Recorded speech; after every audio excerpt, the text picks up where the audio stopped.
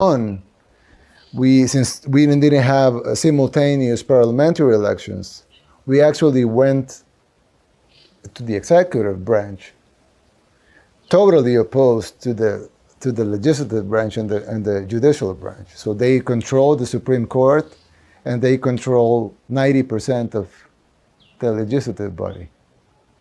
So I had to veto everything, and they override my vetoes, and they approved over 70 laws that I veto.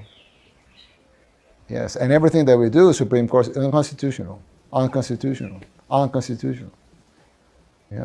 So we went to the people and said, we cannot work like this. We need a majority in Congress. We need a huge majority in Congress because we not only need to approve laws, we need to get all these people out. And the only way to get it out democratically and respecting the rules of the system is that if we get a huge, immense majority in Congress, right? Because Congress can fire anybody, even the president. Yes. So people gave us the huge majority. And it was hard because they still control the electoral tribunal as of today. That's why our election was recognized by all the countries in the world, because they know the electoral tribunal is controlled by the opposition. Still, it's the only thing that's controlled. It's the only thing, and we have lived like that. So that validates and legitimizes everything else. So but the thing is that in 2021, when we went to congressional elections, we carried a supermajority that they said it was impossible because the system was designed so you cannot get a supermajority. But we got it more than that.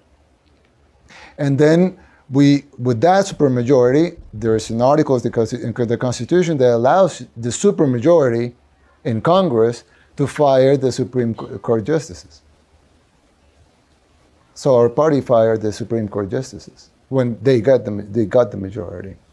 They fired the Attorney General, which I couldn't. In the States, the President appoints the Attorney General. Here is Congress. Congress elects the Attorney General, Congress fires the Attorney General. But you need 2/3 of Congress to fire an Attorney General. So we got 75% of Congress. But you stayed within the rules the whole time. We have never not respected a single rule.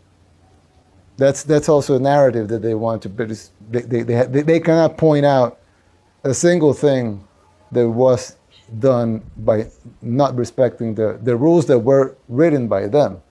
Because the rules are written by people. It's not like, these rules were,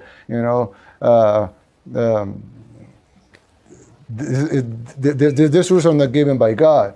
These rules were written by people. But still, we respected all the rules that were written by them. And yeah, we got I just saw an interview that the president of Costa Rica gave in Costa Rica, because he came also, like many other world leaders, he came to the inauguration. So they asked him over there in Costa Rica, and they said, but don't you think that Bukele is like doing things that are not within the constitutional limits that he has? And this interview was today, earlier, when President of Costa Rica said, well, in a soccer game or in a football game, you have the rules and you have the score, right? And the rules are made so the score, will be like that. But sometimes you get a super score in one side, right? So are you angry at the rules or are you angry at the score? Because the president of El Salvador, the only thing he can be criticized for is to getting a huge score in his favor with the rules of the game that they lay out for him. So, yes. But it was enormously disruptive to the people who ran the country before you. Of course. Obviously. Obviously, yeah. Did you ever worry they would try and put you in jail? Well, they did. Even when I was president. I mean even being already in the presidency, they tried to impeach me. They say I wasn't. There's an article in the Constitution that says Congress can actually fire the president if he's not fit to lead. So they say that I wasn't